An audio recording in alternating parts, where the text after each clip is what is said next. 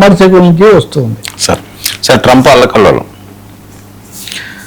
Trump అంటేనే అల్లకల్లోలం కదా, ఇంకా అందులో రెండో మాట ఉంది ట్రంప్. కానీ ఇప్పుడు ఆ ట్రంప్ అందరికీ శాస్త్రం చెప్పే బల్ల వెళ్ళి తానే కుర్చీలో పడింది అన్నట్టుగా ట్రంప్ అని ఆయన స్వదేశంలో అల్లకల్లోలం ఎదుర్కొంటాడు.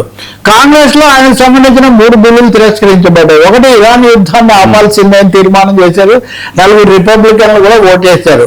అలాగే తనకు అనుకూలమైన వాళ్ళకు పరిహారం చెల్లించడం కోసం $1.8 బిలియన్ల ఒక నిధి ఏర్పాటు చేయాలని ట్రంప్ ప్రతిపాదన పెడితే అది వీగిపోయింది.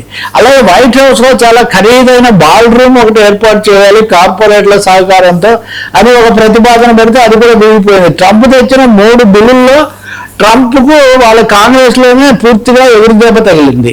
అదే కాకుండా మధ్యంతర ఎన్నికలు నవంబర్లో జరుగుతున్నప్పుడు కూడా తప్పకుండా ఓటమి తప్పదు రిపబ్లికన్ పార్టీకి అనే ఒక తీవ్రమైన పరిస్థితి వచ్చింది. దీనికంటే కూడా చాలా పెద్దది కిమ్ జోంగ్ ఇల్, ఉత్తర కొరియా ఆయన చెల్లై, ఆమె ఎక్కువ రాజకీయాలు చేస్తుంటారు, ఆమె పేరు కూడా Kim Jong something like that. ఆమె వాళ్ళు ఒక ప్రకటన చేశారు, ట్రంప్ అనేవాడు మేము అణ్వస్త్రాలు చేయొచ్చా లేదా మమ్మల్ని శాసించడానికి ప్రయత్నిస్తున్నాడు, నీ పగటి గలలు చెల్లవు, మాది ఇప్పటికే అణ్వస్త్ర దేశం, మేము మీ ఆదేశాల ప్రకారం మేమేం చేయము, మేము శాంతి కోసం మా మార్గం ఏదో మేము చూసుకుంటాం, కానీ అన్ని దేశాల మీద ఆధిపత్యం చెలాయించాలనే దీన్ని మేము సహించే అవకాశం లేదని చాలా గట్టి ప్రకటన చేశారు. ఇది షాక్, ఎందుకంటే ఉత్తర కొరియా గురించి కథలే తప్ప ప్రత్యక్ష ప్రకటనలు మనకు ఎక్కడ రావు.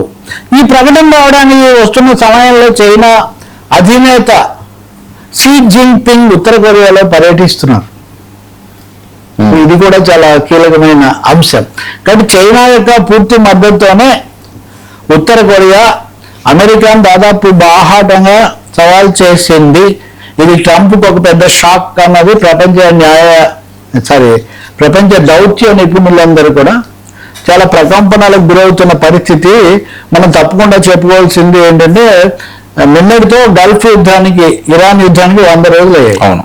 సో ఆయన చెప్తుండగానే 100 రోజులు అయింది, నలిపేస్తాను తొక్కేస్తాను లేదు ఏమీ చేయలేదు, అసలు ఆయన ఏమవుతాడు అన్నది ఒక సందేహంగా ఉన్న పరిస్థితి.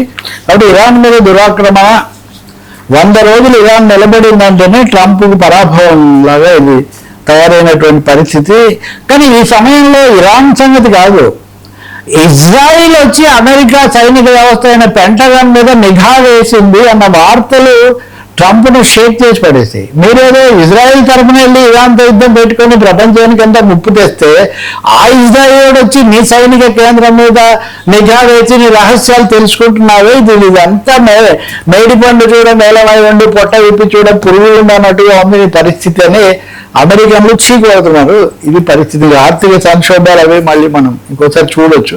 ఆర్థిక సంక్షోభము, అన్ని దేశాల వాళ్ళని వెనక్కి పొమ్మంటాం, దీని అంతటి వల్ల ట్రంప్ ఒక తీవ్రమైన అశాంతిని అసంతృప్తిని మూట కట్టుకుంటున్నాడు. ఇజ్రాయెల్ ఇది నమ్మకం లేని స్నేహితులాగా ఒకరి మీద ఒకరు నిఘా వేసుకుని ఉంటారు, కానీ మరీ పెంటగాన్లో చొరబడింది మసూద్ అనేసరికి మటుకు అమెరికన్లు షాక్డ్ అనమాట. ఇంకా నమ్మకూడదు ట్రంప్ను, దీని మీద ఆధారపడితే గొప్పగొడలేదే అనే ఒక అభిప్రాయానికి వస్తున్నాం. Right sir, thank you so much Ravi గారు. ఇది ఫ్రాంక్లీ తలకుల సెషన్ టు 9 న్యూస్.